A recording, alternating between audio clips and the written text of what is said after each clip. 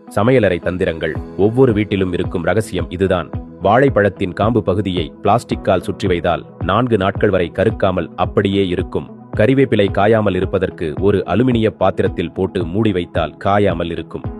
இட்லி மாவு புளிக்காமல் இருப்பதற்கு வெற்றிலையை காம்பு கிள்ளாமல் பாத்திரத்தில் குப்புற இருப்பது போல போடவும் 2 நாட்கள் கெடாமலும் புளிக்காமலும் இருக்கும்.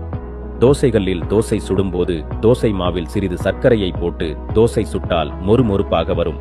வறுத்த வெந்தயத்தை சாம்பாரில் போட்டால் சாம்பார் சுவையாகவும் வாசனையாகவும் இருக்கும். உருளைக்கிழங்கு வறுவல் செய்யும் போது புளிப்பு இல்லாத தயிர் அரைக்கரண்டி ஊற்றி செய்தால் மிகவும் சுவையாக இருக்கும். கோதுமை மாவில் வண்டு பிடிக்காமல் இருப்பதற்காக சிறிதளவு உப்பை கலந்து வைத்தால் வண்டு பிடிக்காது.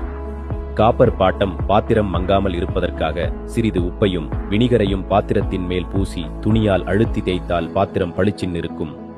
மிக்சி ஜாடியில் உள்ள பிளேடை கழற்ற இயலாமல் இருந்தால் அதை கழற்றுவதற்கு ஜாடியில் பிளேடு மூழ்கும் வரை வெந்நீர் ஊற்றி சிறிது நேரம் வரை வைக்கவும். பின்பு நீரை கீழே ஊற்றிவிட்டு பிளேடை கழற்றினால் எளிதில் கழற்றலாம். அரிசி மற்றும் காய்கறிகள் கழுவிய தண்ணீரை வீணாக்காமல் செடிகளுக்கு ஊற்றினால் செடிகள் செழிப்பாக இருக்கும்.